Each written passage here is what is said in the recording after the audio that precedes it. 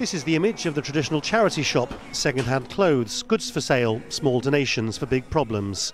Nobody usually raises questions about where charity money ends up. But in the UK, Muslim charities are under the microscope.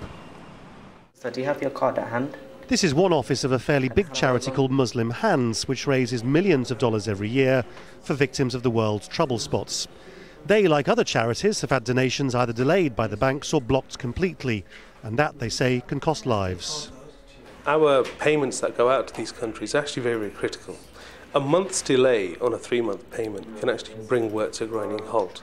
And where you're working in emergency zones and that money is destined for food parcels, it's destined for medicines, basic medicine, or refugee camps, what have you, it actually can cost lives. The argument from the authorities, pushed enthusiastically by much of the British media, is that charity donations can end up funding terrorism, either deliberately or by accident.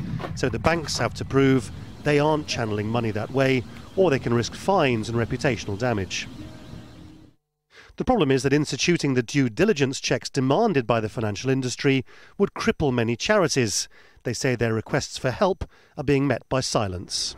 Effectively, the charities say they're acting under suspicion of guilt until they can prove their own innocence. The banks insist they're only doing what the government's telling them to. The government says it has to stop the money trail to terrorism. But the charities say that neither the government nor the banks is bothering to explain to them how they can prove that the money is going to good rather than bad causes. So a group of Muslim charities commissioned a report into exactly how much money from almost certainly well-meant charitable donations had been blocked by the banks in the last 12 months. There's no clear answer, but it's certainly in the millions. If the banks wanted to, they could roll up their sleeves and say, we understand that there is some good that we should be doing here using our banking capabilities. I think in general they don't take that attitude. These clients aren't profitable, they present potential headaches, and actually perhaps the banks would prefer if they went somewhere else. This isn't the first time this problem has arisen. Barclays decided to pull the plug on the Dahabshil money transfer service from the UK to Somalia for the same reason.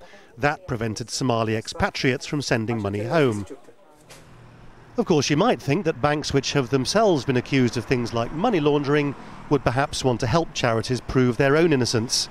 But as of now, it appears the financial district prefers to keep its distance from compassionate expressions of Islam. Lawrence Lee, Al Jazeera, London.